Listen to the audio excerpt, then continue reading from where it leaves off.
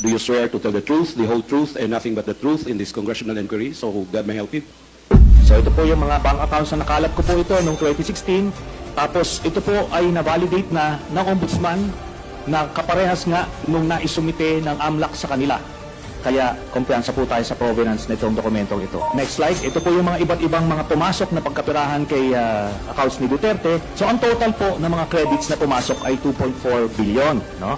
Ngayon kung ano talaga yung actual total, malalaman po natin yan pagka binuksan po yung accounts. Kung may isang totoo lang nakiting, I will resign and I will ask my daughter to resign and everybody in the family.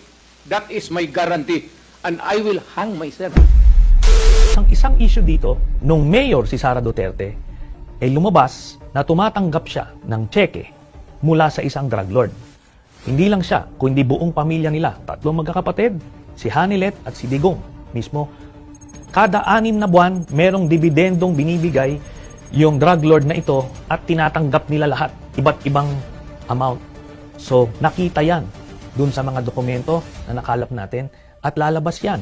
Kukumpirmahin yan eventually ng bangko mismo. Ang pagkakamali po ni Mr. Duterte nung nagtatago siya ng pagkapirahan ay ginawa niyang joint account yung kanyang anak na si Vice President Sara Duterte.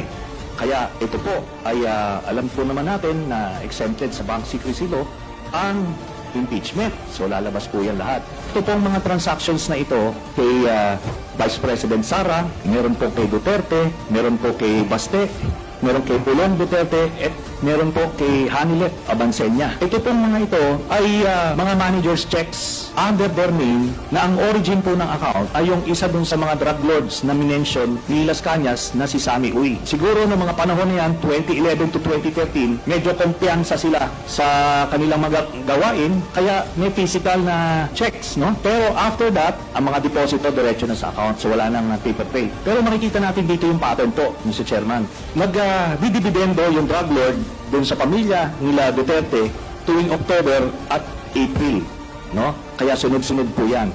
And by the way, makikita po natin si Vice President Sara, meron po siyang 2 checking in-encash dyan under her name, manager's checks. Tapos ito po ay while she was mayor, no?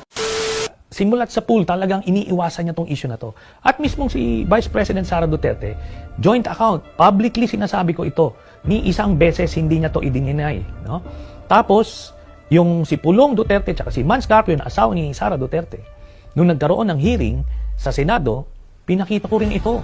Hindi nila ito dininay. At nung hinamon ko silang pumirma ng waiver